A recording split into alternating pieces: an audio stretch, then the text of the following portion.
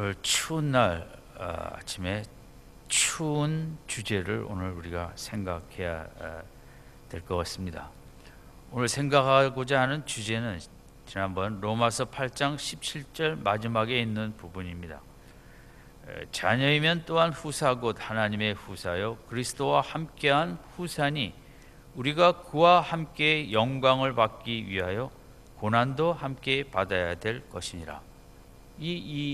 우리가 앞으로 영광을 받게 되겠는데 그것뿐만 아니라 이 땅에서는 고난도 우리가 받게 될 것이라는 이 부분입니다. 이것은 초대교회에서는 특별히 더 이 부분 때문에 어려움을 많이 겪었고, 오늘 이 시대에는 교회 다니는 목적이 고난을 받으러 교회 다니려고 하는 분은 없을 것입니다. 그러나 기독교는 영광과 고난을 둘 다 받는 것이 참 기독교입니다. 우리가 너무 값싼 복음, 전도 위주로 교회 가면 복을 받는다, 모든 게 잘 된다, 그것은 부분적인 것이고, 신앙생활 자체로 볼 때 기독교에는 이 영광과 고난이 두 가지가 균형 있게 포함되어 있는 것이 기독교입니다. 그래서 우리는 손해 보는 것을 좋아하지 않는데, 우리가 신앙생활 한다는 것은 그 안에 분명히 손해가 엄청나게 또 포함이 되어 있다는 것도 우리가 이제 기억을 해야 될 것입니다. 역사 속에 제가 제일 참 이렇게 어떻게 그럴 수가 있었을까 하는 시대는 기독교 300년 로마의 정식 인정을 받기까지 핍박의 시대입니다. 물론 늘 지속적인 강한 핍박이 온 것은 아니고, 황제에 따라 핍박의 강도가 셀 때도 있고 약할 때도 있었지만, 전반적으로 그 당시 예수를 믿는 것은 엄청난 손해를 각오해야 했고, 또 이렇게 순교도 해야 됐었습니다. 물론 초대교인들이 전부 다 순교한 것도 아닙니다. 초대교인들의 세 그룹은, 한 부분은 순교를 하였고, 한 부분은 도망을 하였고, 한 부분은 그룹은 타협을 하였습니다. 우리나라에도 북한의 남한보다 훨씬 기독교가 강성하였지만, 공산당이 들어와서 핍박을 할 때 얼마나 많은 사람들이 남쪽으로 내려왔다는 것은 도망왔다는 거죠. 사실 신앙의 자유를 위해서 왔지만, 그러니까 초대교회도 모든 성도들이 다 순교하였냐? 그것은 극소수고, 대부분은 연약하기 때문에 도망을 간다거나 이제 또 타협을 하지 않을 수 없는 그런 어려운 시기였습니다만, 그럼에도 예수 믿는 사람들이 줄어들지 않고 계속 유지가 됐기 때문에 결국은 이제 로마를 무너뜨리고 기독교 국가로 만들었습니다. 그럼에도 제가 놀라는 것은, 예수 믿으면 뻔히 손해보는 일이고, 예수 믿으면 세상적으로 좋아질 일이 거의 없는데 왜 그들은 예수를 믿었을까? 참 너무 이해가 안 되는 부분입니다. 뻔히 고생하고 손해볼 줄 알면서 그 300여 년 동안 왜 그들은 계속 예수 믿는 사람들이 나타났었을까? 이게 참 신비한 부분이고, 물론 성령의 소수지만 강력한 역사 속에 이루어졌겠지만 신비한 부분 중에 한 부분입니다. 오늘 바울은 기독교에 대해서 오늘 본문뿐만 아니라 그의 서신 속에서 우리가 그리스도를 따라간다는 것은 영광이 분명히 기다리고 있지만 고난도 함께 받아야 된다는 것을 여러 서신서에서 많이 강조하고 있습니다. 그러면 우리 앞에는 영광도 있고 고난도 있는데, 그럼에도 불구하고 이제 기독교의 핵심은 18절이겠죠. 같이 읽겠습니다. 시작. 생각컨대 현재 고난은 장차 그럼에도 우리가 고난을 견뎌낼 수 있는 이유는 우리 땅의 삶이 끝나면 우리 앞에는 영원토록 그런 말할 수 없는 영광이 기다리고 있기 때문에 우리가 이 땅에 남은 10년, 20년, 3, 40년도 능히 견뎌낼 수 있다는 이제 말씀을 하였죠. 그리고 19절에서 23절까지는 세상의 피조물이라는 것은 이제 사람을 빼고 동물의 세계, 자연의 세계, 식물의 세계도 다 이 땅에 존재하는 생명체들은 고통과 탄식하며 살아간다고 얘기를 하고 있습니다. 그러니까 이제 믿는 사람, 하나님의 자녀된 양자된 우리들은 23절서부터 25절까지 우리도 고난을 이 땅에서 고통과 탄식하는 삶을 살고 있지만 20절에서 23절, 22절까지는 피조물의 세계도 동물들도 식물들도 나무들도 바다에 있는 어류들도 이렇게 썩어짐의 종노릇하는 21절의 표현도 있고 22절의 피조물이 다 이제까지 함께 탄식하며 함께 고통하고 있다. 그러니까 이 땅에 존재한다는 것은 어떤 생명체든 하나님의 이 창세기 3장 타락 이전에 다시 한번 새로운 역사를 만들기 전까지는 모든 생명체들이 탄식하며 고통하는 삶을 살고 있다는 것입니다. 그러기에 하여간 이 땅에 존재한다는 자체는 이 고통과 탄식을 회피할 길이 없다는 것입니다. 이번 주에도 뉴스 중에 충북 음성의 아주 뒷산이 상당히 그 사람들이 거의 안 들어가는 험한 산인데 통발과 같은 그런 밀렵 기구를 8km 정도를 그 산을 에워싸고 설치를 했다는 것입니다. 정말 어마어마하죠. 그러니까 거기 들어왔다 하면 이제 다 그건 죽게 돼 있는 거죠. 그러니까 그 8km에 이르는 그 철로 하여간 쇠사 이렇게 만든 그 통발인데 규모가 너무 어마어마하다는 거죠. 그러니까 그 산에 험한 산에 뱀이든 뭐든 자주는 다 씨를 말리겠다는 밀렵군의 이것은 일반 밀렵군이 아니라 기업형 밀렵이라고 하더라고요. 그러니까 그게 돈이 된다는 것 때문에 우리나라는 특별히 이렇게 산에 있는 그런 여러 동물들을 그냥 놔두지를 않지 않습니까? 그 깊고 깊은 산에 사는 생명체들, 이 죄로 말미암아 이 땅은 동물도 탄식할 수밖에 없고 고통을 받을 수밖에 없고 그런 이 세상의 어느 생명체가 고난이 없이 살아가는 견뎌내는 생명체는 없다는 거죠. 그 피조물도 뭘 그들이 진짜 이렇게 하나님의 아들들의 나타나는 것을 기다린다. 20절에 19절에 본문 속에서 정말 그들도 생명 속에 정말 새 세상이 왔으면 우리가 이렇게 인간의 죄 때문에 더 그렇지만 고통받고 탄식받지 않는 복된 그런 날을 기다린다는 것이 이제 바울의 요점입니다. 다 모든 생명체들은 이렇게 고통받으며 살아가고 있다는 것입니다. 그러면서 우리의 고난이 우리만의 고난이 아니라는 것을 18절에서 22절까지 얘기하고 23절 그러면 우리가 영광의 하나님의 양자가 된 우리들도 거기에 예외는 아니라는 거죠. 23절 같이 읽겠습니다. 시작. 이뿐 아니라 또한 우리 곧 성령의 처음 익은 열매를 받은 우리까지도 속으로 탄식하여 양자 될 것 곧 우리 몸의 구속을 기다리느니라.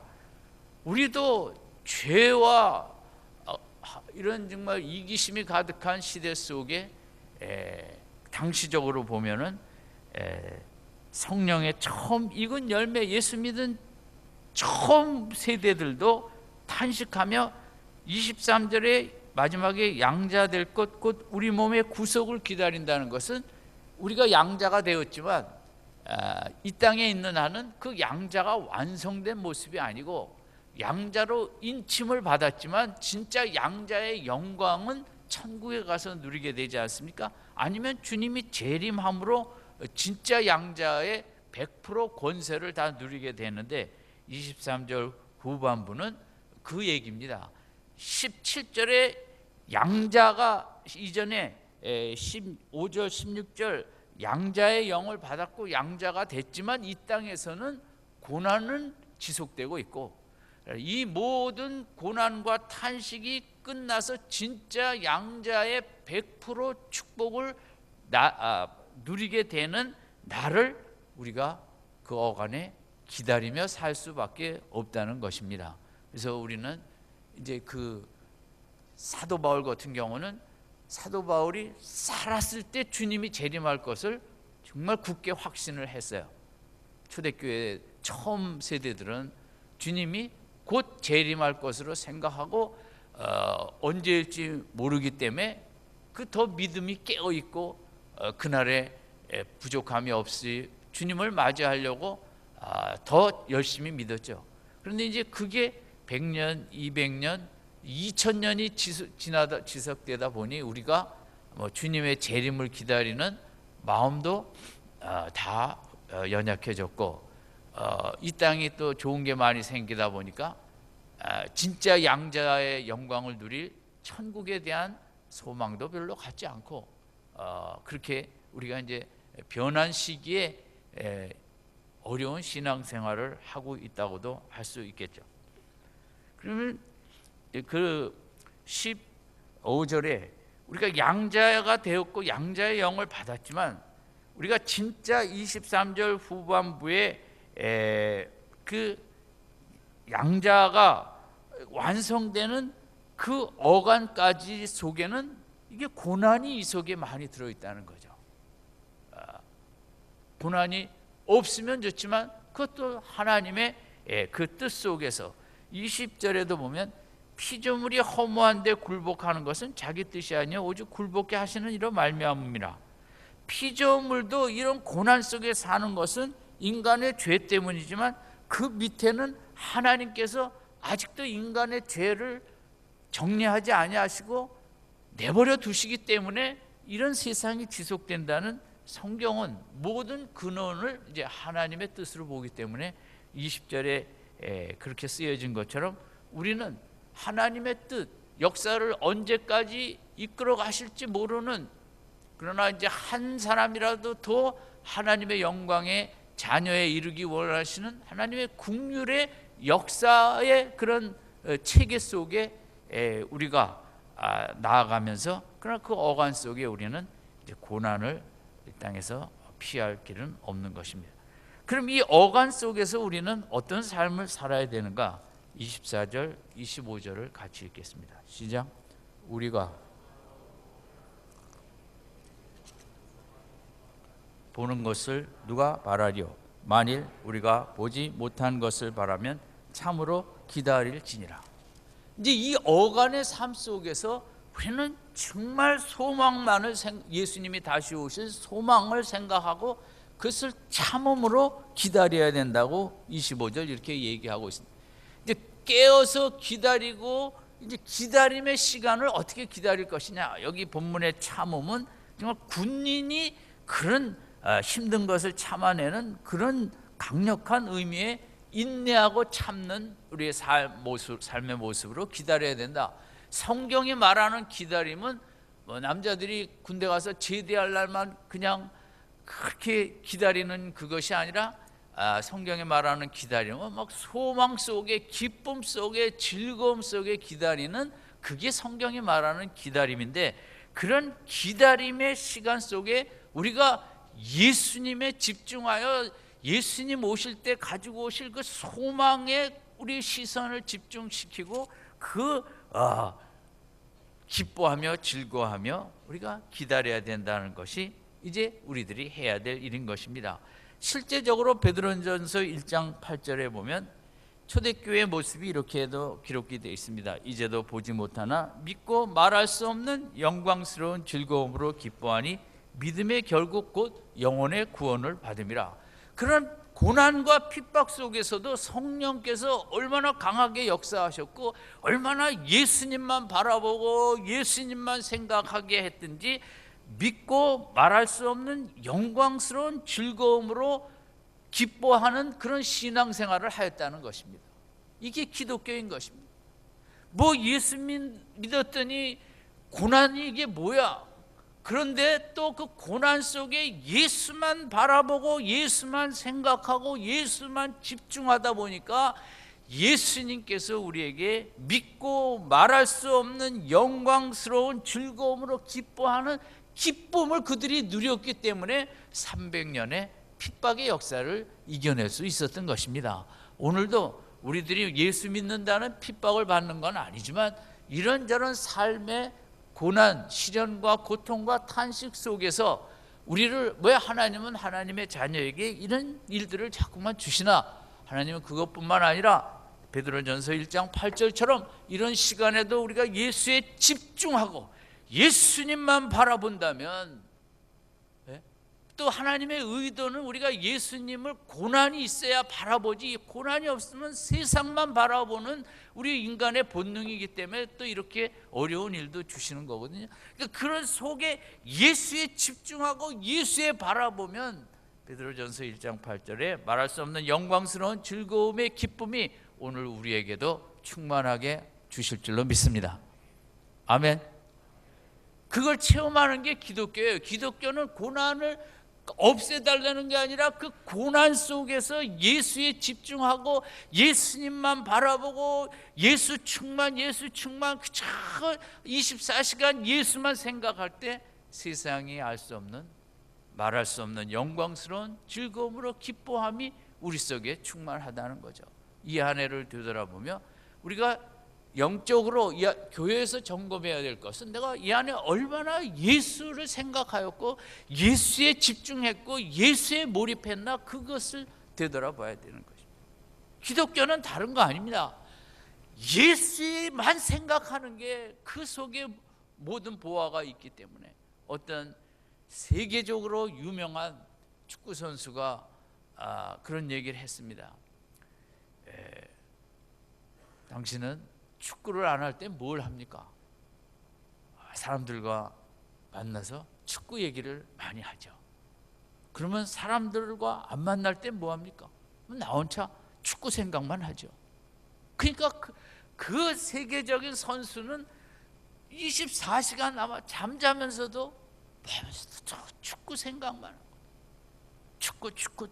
그러니까 그렇게 이제 유명할 수 있는 거예요. 오늘 우리 크리스찬들에게 문제는 예수를 안 바라보는 거죠.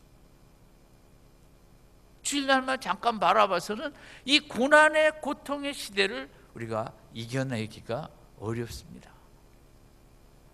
이 사탄의 강력한 역사는 어떻게 해서든지 예수를 생각하지 못하게 하는 거죠.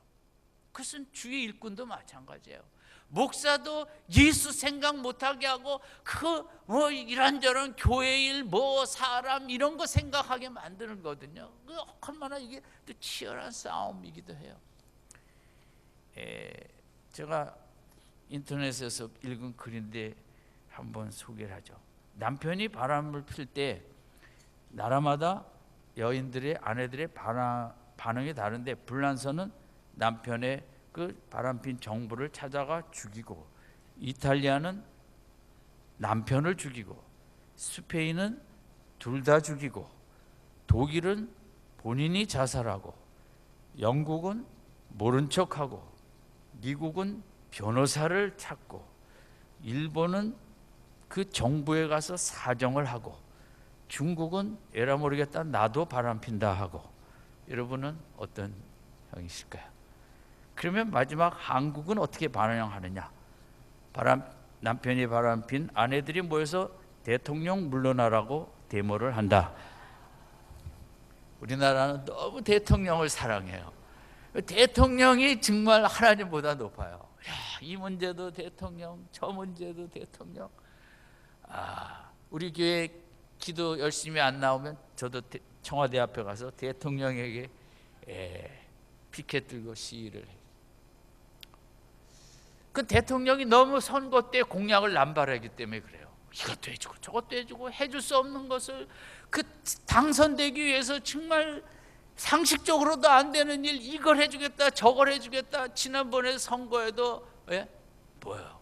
복지 예산에 서로 경쟁을 했잖아요. 야당은 여당보다 배를 해주겠다 그랬어요, 사실은. 그러니까 우리가 대통령이 우리를 다 행복하게 해줄 거라는 그런 이제 생각들이 우리 속에 막 들어오게 되고, 조금 행복하지 않으면 대통령 책임이라고 우리가 그렇게 하는 이제 그 패턴이 좀 잘못된 거 같아요. 대통령 별로 할 수 있는 일도 많지 않은데. 여러분, 그러나 이제 예수님은 맞죠. 예수님은 100% 책임을 지십니다. 우리가 어떤 힘들이 있을지라도 예수님만 바라보면 예수님은 그것을 능히 이길 수 있는 은혜도 주시고 피할 길도 주시고 감당할 권능도 주시고, 주님께서는 어떻게 해서든지 우리의 어떤 문제도 주님은 해결책을 갖고 계시는 줄로 믿습니다.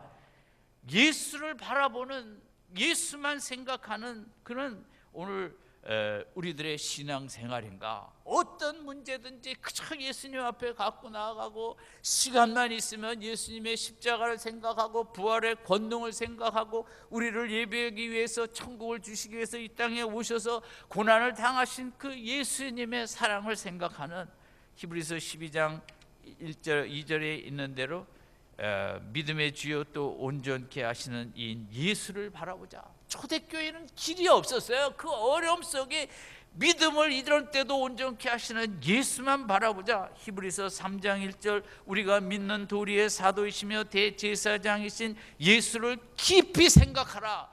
그들은 설교나 뭐에 할 말이 없었어요. 초대교회 영적 리더들은 뭐 이렇게 하면 복을 받는다, 저렇게 하면 사업이 잘 된다, 뭐 이런 얘기 하지 않았어요. 그들은 오직 예수를 깊이 생각하는 것 외에는 길이 없다고 본 거죠. 오늘 이 시대도 마찬가지입니다. 어떤 목사님이 설교를 잘하든 뭐 어떤 것든 그것은 중요한 것이 아니라 내 속에 정말 예수를 깊이 생각하는 그것만 있으면 오늘 어떤 문제도 우리가 능히 이겨나갈 수 있는 줄로 믿습니다. 예수 생각을 안 하고 다 사람 생각하고 환경 생각하다 보니까 우리가 움찔움찔하고 거기서 길을 못 찾을 수가 있거든요. 마태복음 6장 28절에도 이런 말씀이 있어요. 너희가 어찌하여 의복을 위하여 염려하느냐? 들의 백합화가 어떻게 자라는가 생각하여 보라.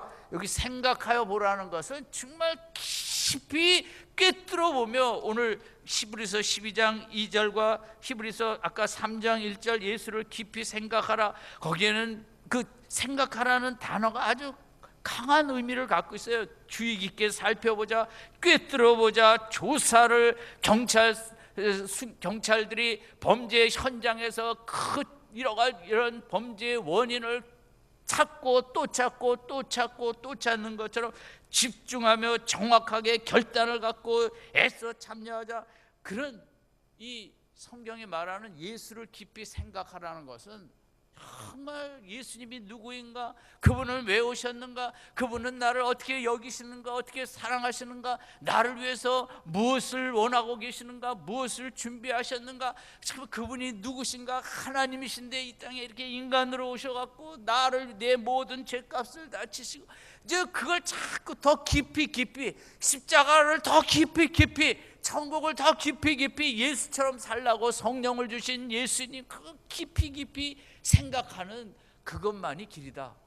초대교회들이, 저는 뭐 그때 무슨 유명한 목사가 있어서 설교를 잘해서 그들이 신앙을 이겨낸 것은 아니고, 정말 예수님만 생각하면 고난 속에서도 힘이 생기고 소망이 생기고 기쁨이 생기고 얼굴이 환해지고, 이런 예수님을 얼마나 생각하며 살아가십니까?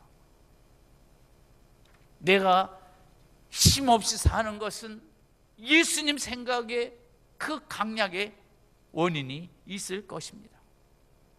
우리가 해 지나기 전에 이 부분을 회개하고 정말 내 믿음 생활 진짜 예수님 중심으로 예수님을 깊이 생각하는 진짜 믿음 생활을 하겠다고 내 마음을 새롭게 하고 우리가 한 해를 보내고 새해를 맞이할 수 있기 바랍니다. 아멘이 작아요. 아멘. 로마서 4장 19절, 그가 100세나 되어 자기 몸이 죽은 것 같은 것 같고 사례의 태가 죽은 것 같음을 알고도, 이 알고도라는 단어가 같아요. 깊이 생각해 봤어요. 내 몸이 얼마나 절망인가. 아브라함은 아내가 이 아기를 죽었다 깨어나도 날 아이다, 나도 마찬가지다, 그 현 상태를 깊이 분석하고 판단하고 결론을 내렸어요. 우리는 소망이 없다. 그러나 거기에 기쁨을 같음을 알고도, 죽은 것 같음을 알고도 믿음이 약하여지지 아니하고, 나는 절망이지만 그러나 하나님만 바라보겠다. 하나님은 길이 있다. 아멘. 예, 그렇게 안다는 것, 깊이 생각해서 아는 거죠. 스데반이 성령이 충만하여 하늘을 우러러 주목하여, 이 우러러 주목하여 그냥 꿰뚫어지게 그 하늘을 응시하고 하니까 거기 뭡니까? 하나님의 영광과 예수께서 하나님 우편에 서신 것이 보였다 그랬거든요. 왜 예수님이 안 보이는가? 정말 예수님을 꿰뚫어보고 생각하고, 예수님 예수여 주여 주여 10분만 예수 생각해 보세요. 하늘이 열리는 역사가 나타날 줄 믿습니다.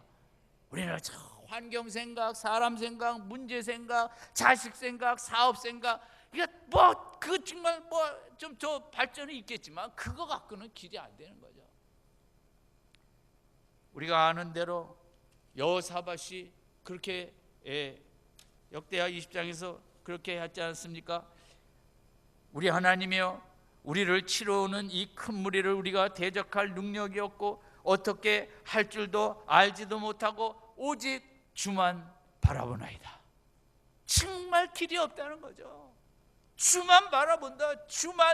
주만 생각하고, 주님의 권능만 생각하고, 주님의 긍휼과 은혜만 생각하고, 주님의 자비만 생각하고, 주만 바라보나이다. 오늘 우리 이 시대에 우리 하나님의 자녀들이 가져야 될 귀한 모습이라고 생각합니다. 오늘 로마서 8장 24절 25절, 정말 우리가 보이지 않는 소망으로 구원을 얻었거든요. 그것을 참으며 기다리는 길은 예수님 생각밖에 없다는 거죠. 예수님 꿰뚫어 보면서 예수님에 집중하면 우리가 얼마든지 이겨낼 수 있다. 저는 그것을 예수를 깊이 생각하는 것을 첫 번째로 그 의미를 해석할 수 있고, 두 번째는 우리가 예수에 미쳐야 된다고 생각합니다. 오늘 이 시대는 미치는 시대입니다. 성형에 미치고, 도박에 미치고, 명예와 이데올로기에 미치고, 미치는 거 좋은 거죠. 그런데 어떤 분들은 잘못된 것에 미치고, 또 긍정적으로 학문에 미치고 예술에 미치고, 그건 좋은 거죠. 본인과 사회를 위해서 좋은 작품도 만들어내고. 시인은 미쳐야 산다라는 시가 있어요. 시인은 미쳐야 산다. 더도 말고 하루에 서너 번씩만 미쳐야 산다. 시인은 미쳐야 산다. 덜도 말고 하루에 서너 번씩만 미쳐야 산다. 낮에는 일에 미치고 밤에는 사랑에 미치고, 그리고 한두 번 더 시인은 미쳐야 산다. 여러분, 저는 인생이 다 시인이니까 이거 남 얘기가 아니고 우리 얘기라고 생각하고, 정말 이 시대를 이겨내갈 수 있는 길은 예수에 미쳐야 된다고 생각합니다. 아멘. 미치지 않고는 예수님의 능력이 내 속에 나타나지는 않습니다. 예수에 미치고 말씀에 미쳐야 됩니다. 우리는 말씀에 대해서도 이렇게 흐리벙덩해서는 안 되죠.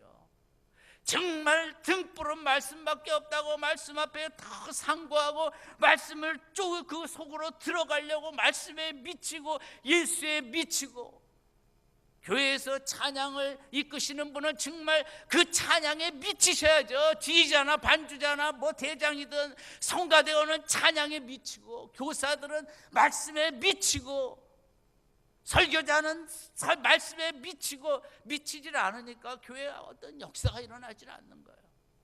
내 삶에 능력이 없는 거예요. 대충 그저 이렇게 왔다 갔다 해갖고는 히브리서 베드로전서 1장 8절에 있는 말할 수 없는 영광스러운 즐거움으로 기쁨이 생기질 않습니다. 세상 사람 다 보세요. 그 미치면 거기에 즐거움이 있으니까 거기에 몰두하고 몰입하고 그러죠. 오늘 교회 다니는 우리들, 오늘 이렇게 추운 날 아침에도 여러분 어떤 면에서는 미쳤기 때문에 이렇게 아침에 추위를 뚫고 교회 오지 않았습니까? 좀 더 미칠 수 있기 바랍니다. 예수님에게. 아멘. 새벽에도 예수님께 미쳐 나와 기도하고, 금요일 날도 미치면 나옵니다. 미치면 안 미치니까 못 나오는 거예요. 3, 40년 분들은 뭐 그때는 토요일 날 다 근무하고 4시까지, 저도 4시 반이 퇴근 시간이었고, 그때는 뭐 지금보다 금요기도에는 철야로 꽃박 있는데, 그분들은 뭐 그때는 체질이 월등했겠습니까? 70년도에 먹는 것도 지금보다 다 잘못 먹었어요. 그때는 김치가 주였어요. 그 6, 70년도도. 그래도 예수에 미치니까 그렇게 다 교회 나와 금요일 밤 온 시간을 드린 거예요. 미치면 돼요. 안 미치면 이것도 못하고 저것도 못하는 거죠. 그때는 뭐 야근이 없었겠습니까? 여러분, 주일날도 저도 여러 많이 나갔어요. 야근은 그냥 야근 안 하는 날이 이상한 날이었어요. 다. 그래도 그 시대에 한국 교회는 예수님께 미쳤거든요.